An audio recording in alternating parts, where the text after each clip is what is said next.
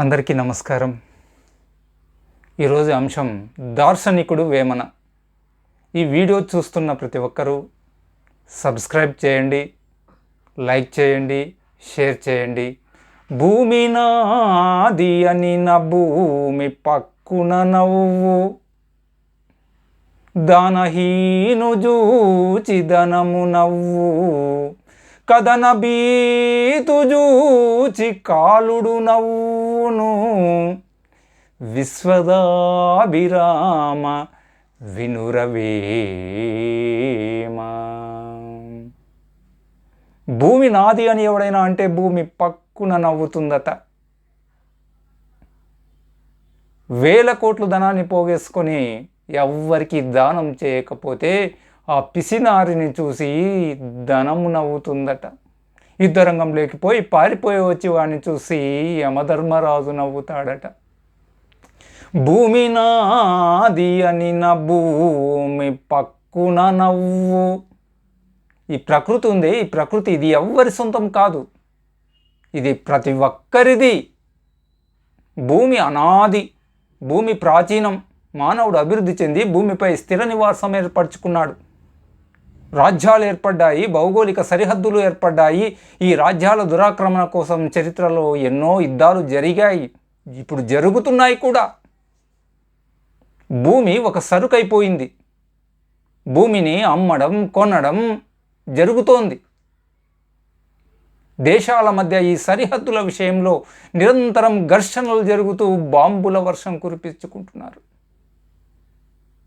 దేశాల మధ్య ఎందుకు, మన గ్రామాల్లో కూడా మేరల దగ్గర, గట్టుల దగ్గర నిరంతరం కోకొల్లలుగా గొడవలు జరుగుతూ ఉంటాయి. మనిషి స్వార్థపరుడు. భూమిని తన అవసరాల కోసం ఉపయోగించుకుంటూ భూమిని చిత్ర విచిత్రంగా కలుషితం చేసేస్తున్నాడు. ఈ భూమి అందరి సొత్తు. భూమి నాది అని ఎవడైనా అంటే, నువ్వు నన్ను తయారు చేసావా, నువ్వు నన్ను సృష్టించావా, నేను నీకన్నా ముందు నుంచి ఉన్నదాన్ని, నేను నీదాన్ని ఎలా అవుతాను అని భూమి పక నవ్వుతూ ప్రశ్నిస్తుందట. ఎంత గొప్ప పద్యం ఈ వేమన పద్యం. వేమన పద్యాలు విశ్వజనీనమైనటువంటి పద్యాలు ఇవి. ఈ వేమన సాహిత్యాన్ని విశ్వజనీనం చేయాల్సినటువంటి అవసరం ఉంది.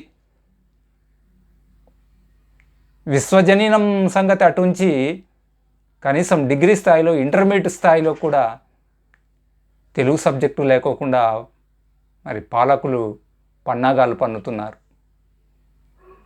దానహీను జూచి ధనము నవ్వు. మనిషి తన కోసం, తను బ్రతకడం కోసం ఎన్నో ఉత్పత్తి సాధనాలను సమకూర్చుకోవడానికి ధనాన్ని సంపాదిస్తున్నాడు. ఒక మనిషి చేసిన ఉత్పత్తి మరో మనిషి చేరడానికి మనిషి సృష్టించినటువంటి మార్పిడి నియంత్రణే ఈ ధనం. మార్పిడి కొలమానమే ఈ ధనం.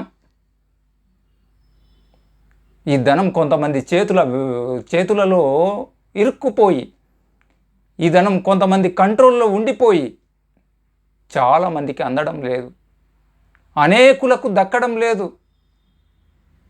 ఇది పోవాలి. ఈరోజు పెద్ద పెద్ద బిగ్ షాట్స్ రాజకీయ నాయకుల దగ్గర వేల కోట్లు, వందల కోట్లు ధనాన్ని పోగేసుకొని కనీసం ఎవరికైనా దానం చేస్తున్నారా అంటే పిల్లికి కూడా భిక్షం పెట్టడం లేదు. ఇలాంటి పిసినార్లను చూసి, ఇలాంటి స్వార్థపరులను చూసి ధనము కూడా నవ్వుతుందట.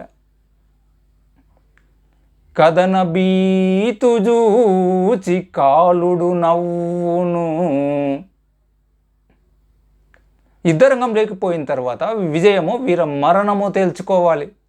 అలా కాకుండా యుద్ధరంగం లేకపోయిన తర్వాత అపారమైనటువంటి సైన్యాన్ని చూసి, ఆ అరివీర భయంకరులైనటువంటి ఆ సైనికులను చూసి, ఆ అత్యాధునిక ఆయుధాలను చూసి, అమ్మో వీళ్ళతోనా, నేనా, యుద్ధమా, నాతో కాదని చెప్పి మడమ తిప్పి పారిపోయి వస్తూ ఉంటే, ఒరే ఒరే ఒరే పిచ్చోడా, పిరికోడా, నువ్వు శాశ్వతంగా ఉండిపోవాలనుకుంటున్నావా అంటూ యమధర్మరాజు నవ్వుతాడట.